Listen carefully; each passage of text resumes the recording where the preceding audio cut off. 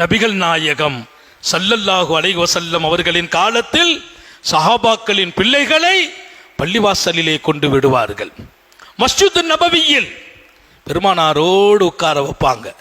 பெருமானாருக்கு பின்னால தொலை சொல்லுவாங்க. பெருமானாருடைய சபையில இருக்க செய்தாங்க. பெருமானார் தடை செய்யல.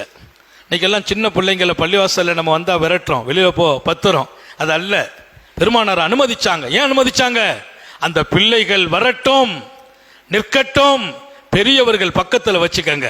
உங்களை பார்த்து அந்த பிள்ளை பழகணும், தொழணும்.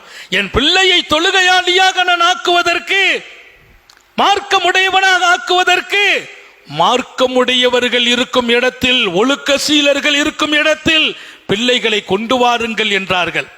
ஒரு கட்டத்தில் பிள்ளைங்களுடைய சலசலப்பு கூடும் போது தடுக்கிற காரியங்கள் வருகிறது. ஆனா பக்குவத்தை கொடுத்தாங்க. பள்ளிவாசலிலே தொட்டில் கட்டி சிறுவர்களை படுக்க வைத்தாங்க. 3 மாசம் 4 மாசம் 5 மாதம் அந்த குழந்தையை அந்த தாய்மார்கள் மஸ்ஜிதுக்கு கொண்டு வந்து மாநபியின் பள்ளிவாசலில் தொட்டில் கட்டி அந்த பிள்ளையை படுக்க வைத்தார்கள். சுபுகு தொழுகையில பெருமானார் தொழ வைப்பாங்க. பிள்ளைங்க தொட்டில்ல தூங்கும். வந்தவங்க கேட்பாங்க, ஏம்மா வீட்டில் பிள்ளைங்களை போட்டுட்டு நீங்க பள்ளிக்கு வர வேண்டியது தானே? பெண் மக்கள் அனுமதிக்கப்பட்ட காலம், பின்னால தடை செய்யறாங்க. ஏன் இங்கே கொண்டு வந்தீர்கள்? அந்த தாய்மார்கள் சொன்ன பதில், நாங்கள் ஆசைப்பட்டோம். காலையில எங்க பிள்ளைங்க 3 மாசம்தான் 4 மாசம்தான் பள்ளிவாசல்ல எங்க பிள்ளைங்க தொட்டில்ல வந்து முழிச்சிட்டு இருக்கோ தூங்குதோ, பெருமானார் ஸல்லல்லாஹு அலைஹி வஸல்லம் சுபு தொழ வைப்பாங்க. நபியினுடைய கிராத்தை எங்கள் பிள்ளைகளின் காதுகளில் கேட்டு உள்ளங்களில் போய் சேர வேண்டும்.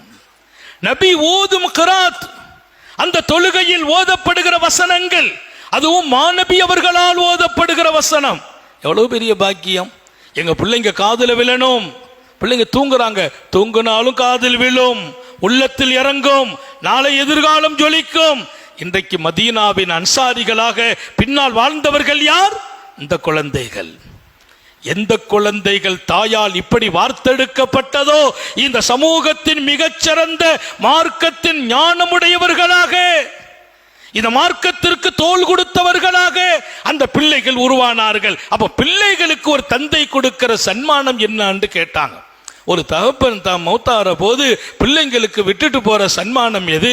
வீடுகளையா, வாசல் சொத்துக்களையா, நிறைய தோட்டங்கள் துறவுகளையா? இல்லை. ஒரு நல்ல தந்தை, மா நகல வாலிதுன் வலதா, ஒரு நல்ல தந்தை யார்?